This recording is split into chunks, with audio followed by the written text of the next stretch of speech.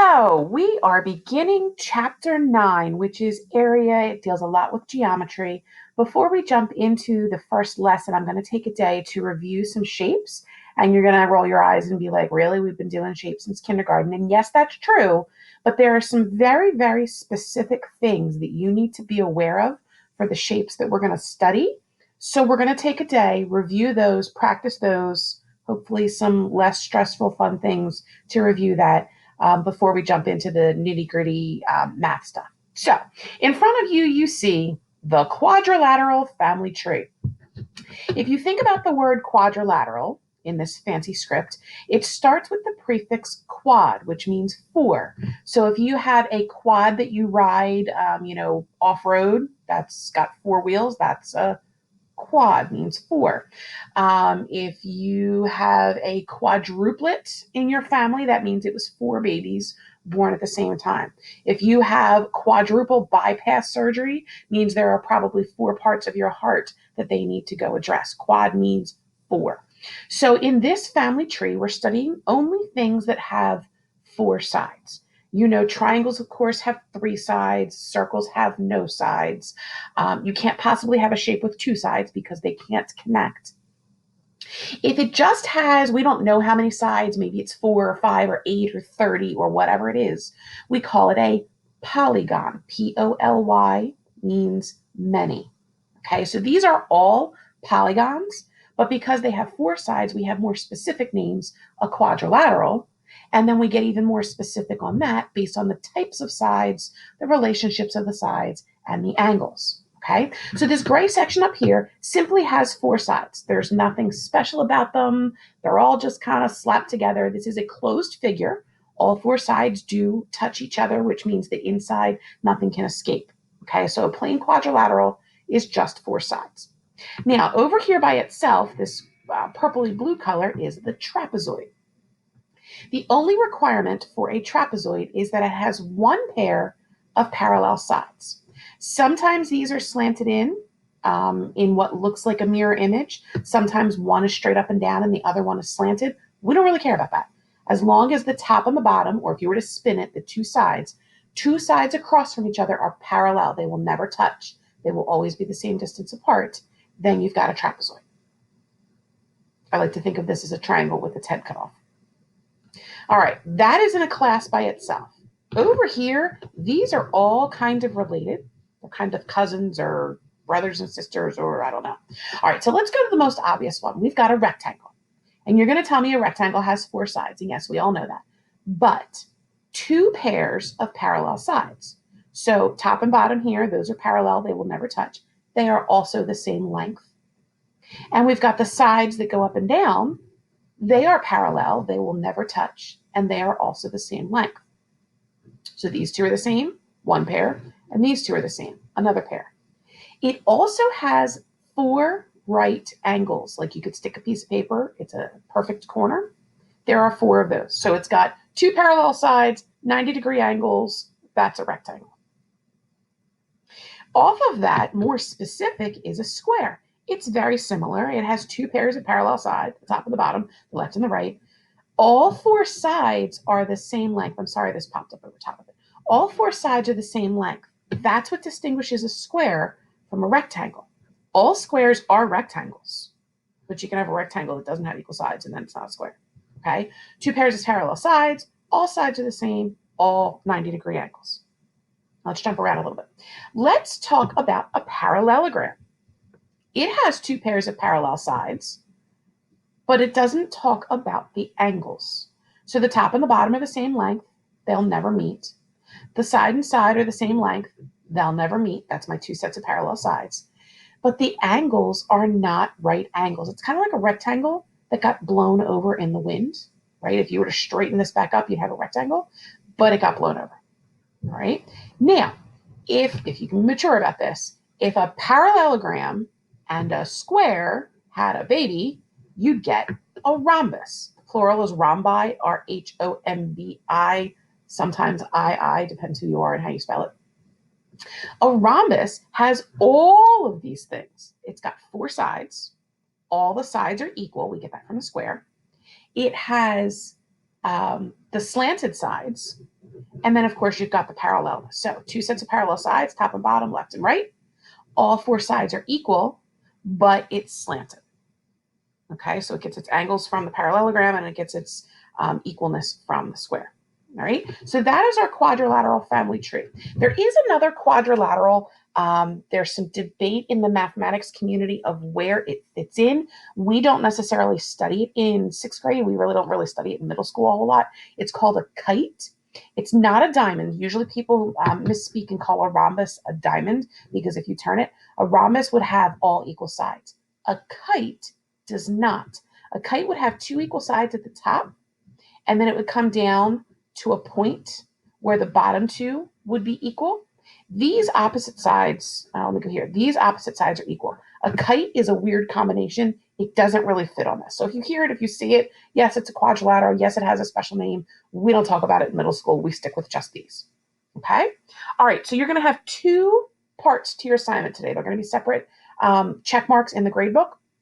So the first one is going to be this interactive slides. You'll see this in your Google Classroom assignment. Down here are a whole bunch of pictures, and around it are the names of your quadrilaterals. Well, all right, I tossed in a triangle too for you, an easy one. So you're going to sort all of these pictures from the home section into each one of these. I think the easiest way is probably just to click on it and then use your arrow keys to move it where it's supposed to go. Now, if this view of it messes with your head, you're like, I don't know what that is. Remember that you've got this little sticky out movie thing? You can actually turn it. That might be a better angle for you. You might make more sense of it looking at it a different thing. In class, I would tell you to just turn your paper. You're going to look kind of weird turning your monitor or your head. So just use the little button thing and it'll do that. Okay. So once you've gotten this section to be blank and all of these pictures are sorted out around in the names that they go, triangle, of course, has 3 sides. All the rest have 4. If you want to go back and have this up, you can certainly have that available. I'll post that also. Go ahead and submit that.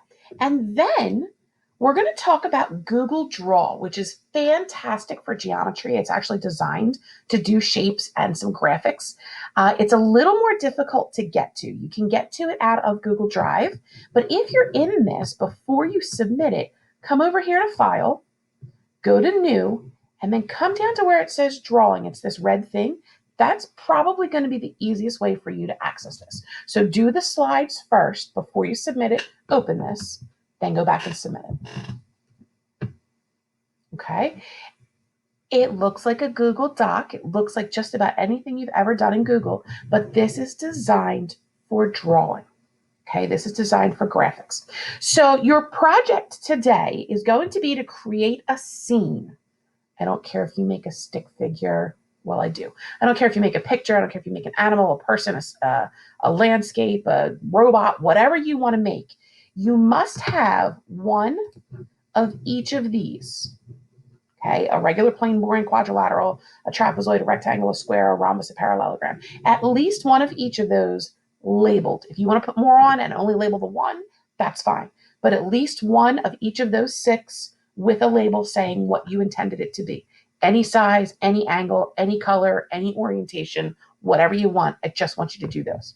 So let's go back and talk about this for a second. Of course, I would come up here and I would put my name in it and say shape. Ooh, no, not what I want. Here, shape, project. And I would put my name, John Smith, Susie Malachowski, Chris Jones, whoever you happen to be. Okay. Now I'm going to show you some different things that you can use with this, and then you can just do whatever you need to do. So most of the tools that you're going to need are right here. You can also get to them from Insert. Image, of course, is if you've got another image that you're going to put in, something you've downloaded from Google, a picture that you've taken, something like that. We are not doing that for this project. Okay, you're going to stick strictly with the shapes that are provided here. Okay, most of what you need is in the shape here. You may need to use the line tool. All right, so you can click on this and then click and drag. You can change the color of the line. Let's go for red. You can change the thickness of the line. You can change whether it's solid or dotted. You can even change the ends. So the chapter that we just finished, all of those things where I had the arrows and the dots for you, this is how I made them. All right. Now you could make something in here, get it exactly how you want it, and then copy it and paste it into another document. So if you were doing a Word doc or you were doing a Google Slides, something like that, you can copy and paste it, which is how I did everything for the last chapter. Okay, so let me go back to my arrow, get rid of that. Okay, let's go to our shapes. Up here, these are ones that are commonly used. Some more fun ones down here, some 3D stuff that we'll talk about later in the book. Oval or circle, your different triangles, there are different things to them. This is going to be your parallelogram, but also your rhombus button, and I'll show you that in a second. And then this will be your trapezoid. If you need just some other kind of four-sided thing, here we get into 5, 6, 7, 8, 9. Nope, there's no 9, sorry. 10 sides, 12 sides if you need those. Okay. If you needed some other shapes, you could use these, but most of what you're going to do is probably up on this top row. All right, so I'm going to pick the parallelogram, and you just click and drag, and there's your parallelogram. Now, I hope that you know when you've got the box around it with the little blue squares, you can move it, you can change the size. If you grab the corner, it changes the whole thing, 2 dimensions at once. If you grab the side or the top or the bottom, it'll change just that. This little yellow box will change the angles. Okay, so you could actually, if you're like, I kind of wanted a rectangle, take it all the way out. You can move it in, make it more dramatic. This up top will spin it if you need it to be at a different angle for whatever reason. Okay. Now, how do you know that your sides are exactly equal? That's clearly not equal. Okay, I'll even make it more extreme for you. That is a parallelogram, but I needed a rhombus. So let's go back to that same thing. We'll go to the parallelogram. This time, before I click and drag, I'm going to hold the Shift button the whole time I'm holding it. Hold Shift, click and drag. It makes it so that the sides are equal. Let go, and then that is a rhombus. Now, just don't change anything or do it from the corner so that it keeps it all in the ratio perspective. But that's one way you can do it. If you want to do rectangle, hold Shift and drag, and you get a perfect square. If you wanted to do a circle, I know that's not on here, but I will show you how to do that too. If I do circle and I just drag, that I get an oval. But if I do circle and I hold Shift, that keeps it all equal. So something to keep in mind, Shift makes it all stay equal. Now you can change how these look. You can change the fill color. I can even change it to be something called a gradient. If I come over here, which is like your funny, like bursty things, they're real pretty. You can change the border color. You can change the border thickness. You can change the solid or dashedness of it. If for some reason you want to move 2 shapes at once, so let's say that I've got this here, I'm trying to build my robot, but I don't really want them that high, you can hold Shift and click, and it will move them together as a group. Okay, so if you're like, I just got to get these out of the way, that's one way you can hold Shift and select multiples at the same time. If you like them together and you want them to stay together, you can go to Format. It's going to make a liar out of me. That's not going to give it to me here. There we go. Arrange. Sorry, you go to Arrange. And you can actually group them so that now these are permanently locked together. No matter where they go, they're going together until I ungroup them. Okay? You can change the background. You can do all kinds of fun things with that's not what I wanted. Sorry. With the shapes in Google Draw. The one thing that I really, really, really, really like, I'm going to do a trapezoid. Okay, there's my trapezoid. Remember I said you had to label these? Google Draw is so much better than Google Docs or Google Slides because once you've drawn this, all you do is double click and it turns it to a text box. So once you've got your shapes, double click them and label them. Okay. The minimum is 1 of each mentioned on the quadrilateral family tree. If you need more shapes, if you've got to have, 3 parallelograms to make your picture work, go for it. You don't have to go nuts with this. You could just like stack them and be like, look, it's a tower of blocks. As long as they're all on there and as long as they're all labeled, that's fine. If you're feeling particularly creative today and you want to make a scene or a creature or a monster or whatever, that's okay too. Good luck. Have fun.